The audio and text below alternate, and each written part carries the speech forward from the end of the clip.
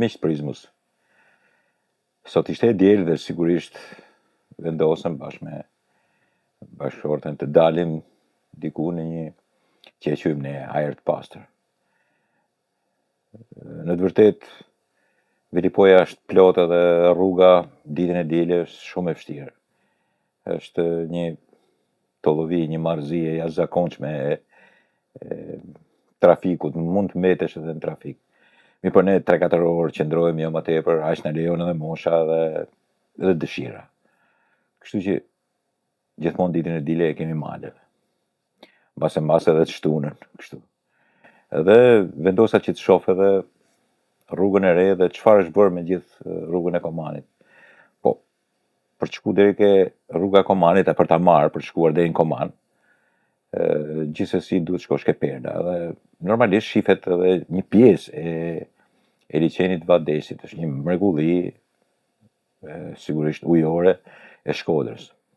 Dhe krahas bukurisë që ka vendi, bërë edhe një klip. Ideja e klipit ishte kjo, dëgjojeni.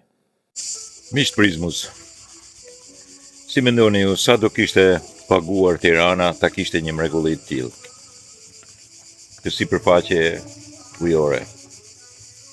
E kam fjalën ta kishte në qytetin e vet, jo liçenin e artificial, që edhe sigurisht që është diçka e mirë, po mbetet një gjol në krahasim me këtë. Edhe ky është një diçka artificiale, edhe ky është një liçen artificial. Këtu jemi një pjesë të vogël të liçenit, bazenit të Vadesit. Po sa do kishte dhënë mbi fjala Tirana?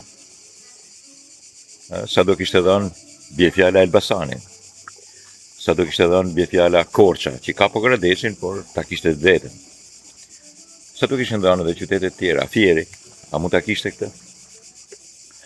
Do thoni ju, jo, po në njëri ka në liçen, në lum, sigurisht ka, gjithë Shqipëria është e mrekullueshme, po këto nuk i kanë. Dhe po të vazhdosh sipër është një rrugë fantastike, tashmë e shtruar në mënyrë të mrekullueshme, gjërë e mirë është. Problemi është se si shfrytëzohet për turizëm. Çfarë ndodh kur të gjithë të sipërfaqe ujore, nuk është problemi ta shfrytëzosh edhe ta adaptosh. Është problemi ta shfrytëzosh edhe njëkohësisht ta mirëmbash. Ta shfrytëzosh edhe njëkohësisht ta luash lojën turistike deri në atë pikë sa të ruash edhe ekosistemin. Pra çfarë duhet të bësh, çfarë duhet mendosh që kjo të jetë një mrekulli turistike. Këtu afër është Shurdhau, që mund të bëhen guida. Mi po, si që shikoni ju, nuk e shef një vel, nuk shef një varë, nuk shef asgjë. Zero. Do thoni justifikohet me atë që nuk duhet prishur, ma s'ka lidhe me prishin. Ka lidhe me mungesën e iniciativës, ose ka lidhe me atë që nuk e di, demencë turistike, çfarë mund ta quash këtë? Po Shkodra i ka të gjitha. Kjo është edhe pikë pyetja. Çfarë do kishin bërë të tjerët? Çfarë do kishte ndodhur po të ishte kjo mrekulli ujore në Tiranë? Ja, kjo është pyetja. Do kishte qëndruar kështu? Besoj se jemi të qartë me konceptin tim. Nuk është se po në vlerësoj Shkodrën as qarkun e madh të Shkodrës, por dua t'i evidentoj që Shkodra ka mrekulli të mëdha, mrekulli të jashtëzakonshme që nuk i ka e gjithë Shqipëria. Më vjen keq, po kjo nuk është shitje mendesh, as arrogancë turistike. Çfarë ka Shkodra nuk i ka Shqipëria. Domethënë çfarë ka Shqipëria, të gjitha i ka Shkodra, çfarë të ketë edhe më tepër. Pra, ka turizmin historik dhe turizmin malor, detar, liçenor, lumor. Çfarë ka Shqipëria, i ka me shumicë të jashtëzakonshme Shkodra. Përveç liçenit të madh të jashtëzakonshëm, siç është liçeni i Shkodrës, ka edhe liçenet që formohen në mënyrë artificiale para shumë dekadash, po që tashmë janë liçene natyrore, që kanë peshkun e tyre, kanë bukurinë e tyre të jashtëzakonshme, kanë fjordet e tyre, kanë një mrekulli e cila sigurisht është e pa e pa imagjinueshme në vendet e tjera, jo në Shqipëri vetëm, po kudo në botë. Dhe unë kam thënë, po ta kishte Tirana, ç'do bënte me këtë liçen? Kështu do ishte.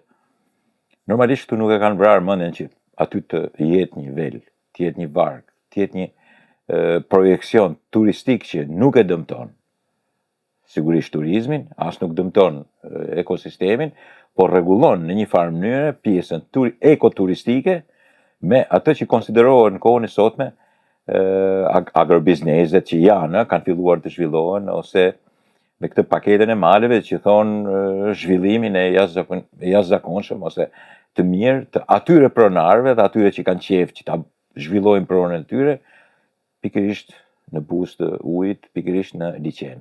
Dhe sigurisht në fjordet e tij, në liçenin e madh, ka filluar ky zhvillim dhe ne morëm rrugën. Ndërkohë që unë po shkoja deri atje, po shikoja një rrugë fantastike. Më kujtohet dikur, ju po shihni pamjet, kur ministrja Balluku dhe ministrja Kumbaro në një farë mënyrë po talleshin në rrugën e Komanit. Ka një 5-6 vjet. Por me sa duket, ajo shaka e tyre nuk i kanë nxjerrë në dritë, sepse normalisht kjo shaka kur bëhet për një rrugë e cila është një nga perlat e turizmit shqiptar, absolutisht nga perlat, nuk ekziston në Shqipëri. Të kalosh përgjatë për 60 kilometra liçenin e madh të Vadesit dhe pastaj të shkoj deri në Koman dhe pastaj të vazhdosh në liçenin fantastik të Komanit, fjordet e njëri liçen dhe fjordet e tjetrit, hapësira ujore e njërit dhe hapësira ujore e tjetrit me ujë kristal, ujin e Drinit. Keni parasysh? Është një ujë që shkosh me notë dhe mund ta pish. Pra kemi bukuri të cilat lidhen me malin edhe me liçenin, me ujin e hidrocentraleve, 3 hidrocentraleve. Në këtë pikë, ajo shaka e atëhershme është kthyer në një rrugë në kohën e sotme. Si duket këtë shaka nuk e ka përtypur mirë edhe kryeministri i Shqipërisë, po sidomos nuk do ta ketë përtypur mirë edhe kryetari i bashkisë son, zoti Beci. Gjithsesi, ajo shaka është kthyer në një vërtet të madhe, një rrugë e cila gjarpron në mënyrë fantastike, është një rrugë e cila nuk i lë mangut për nga standardet edhe rrugëve të mëdha që janë fantastikeve, malore, të liçeneve malore dhe ato që janë Francë, fjala Zvicër, Italinë e Veriut. Është një rrugë me standarde, nuk është rrugë autostradë, se s'ka arsye të jetë autostradë në këtë vend, po është një rrugë 6 metra e gjerë, e cila ka shumë pika ndalimi, në të cilën po formohen edhe bizneset e turizmit, agrobizneset dhe bizneset e turizmit. Ka shumë rrugës. Unë kam parë 2 prej tyre, atë Agorën edhe këtë Ledis, të cilat ke njëra unë dala ke kjo Ledi, unë dala ke Agora kam qenë para disa vitesh, të cilët japin mundësinë edhe të një ngrënie, një farë dreke ose darke fantastike, një pamje fantastike, dhe që normalisht ruajnë në konceptet të tyre dhe presin zhvillimin pikërisht në atë që majmunati i Flamingo i thot dështimin e madh dhe që nuk duan ta bëjnë pikërisht zhvillimin. Në të dyja që shkova ato po prishin edhe një herë një reinvestim edhe një rizhvillim tjetër nga paketa e maleve. Në të dyja, si njëri pronar dhe pronari tjetër. Sepse ata janë në tokën e tyre, do të zhvillojnë pronën e tyre, do të zhvillojnë biznesin e tyre. Dhe kanë një bukuri prallore. Flamingot nuk duan, dhe sidomos Partia Demokratike nuk do, po Partia Demokratike këtë punë ka. Mjalë të nxjerrësh, kur këtë mjalë i vjen nga qeveria socialiste dhe nga Edi Rama, e kthen në helm. Po çrëndësi ka, nuk duhet përmend kështu emra, sepse sigurisht në politikë pastaj unë e veritem. Por problemi është që do desha që deputetët që dalin zakonisht me celular ose në një përfaqësues të dilin celular ke rruga. Dhe të thonin po e kanë vjedhur rrugën, po s'paku ta tregonin që ishte rruga, që po shkon në mënyrë. Shiko, mund të kem pa mbi 30 makina të huaj dhe po fillojnë numëronin bashkë me bashkëshortet. Kjo është çeke, kjo është polake, po kjo që do të jetë franceze, po kjo gjermane, nga të gjithë vendet e botës. Me dhjetra, me qindra sa humbëm sensin e numërimit. Pra rruga shumë e mirë, pamja fantastike, njerëzit shumë bujar, kuzhina e cila të afron pikërisht mënyrën e të ushqyerit të zonës në agrobiznes, rruga e shkëlqyer, uji i pastër, peshku i mrekullueshëm. Tash çfarë duan këta? Duan që ta prishin këtë histori, sepse sigurisht duke qenë demelhane, duke mos bërë asgjë, duke mos dhënë asnjë mundësi, duhet patjetër ta gëzojnë këta, thonë këta. Edhe sigurisht e lexojnë të gjithë për keq. Ai s'është agrobiznes, ajo s'është rrugë, ky s'është liçen, këtu njerëzit vuajnë janë për buk gojet. Aty ndërkohë vazhdonin turizëm, vu turistat, vu makinat e turistëve, vu ajo rruga, ec rruga më e bukur që mund bëhet ndonjëherë. Mirë, për këto kështu funksionon. Shumë i keq sistemi, hajna këta, hajna ata, dhe në të vërtet, ajo që mund të them unë është që ajo rrugë që bëra sot, kisha kohë pa shkuar deri atje, sepse me të vërtet ka qenë një rrugë e keqe, se merja. Kam shku 2-3 herë, kam thyer makinën.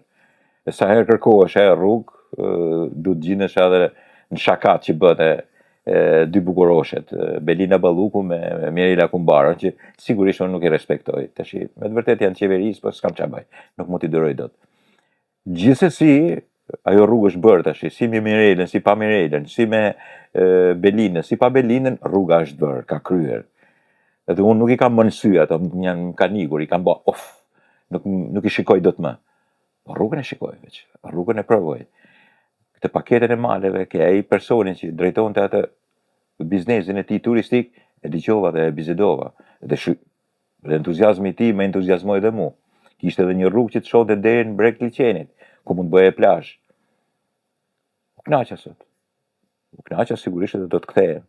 Do të kthehem te gjithë ajo zonë, sepse e gjithë ajo rrugë prej 50-60 kilometrash ishte e mbushur me restorante, me taverna, me agrobiznese, dhe po shtoheshin akoma më tepër pikërisht edhe këto me paketën turistike, njëkohësisht me këtë paketën e maleve, po shtoheshin pikërisht këto qendrat e zhvillimit turizmit.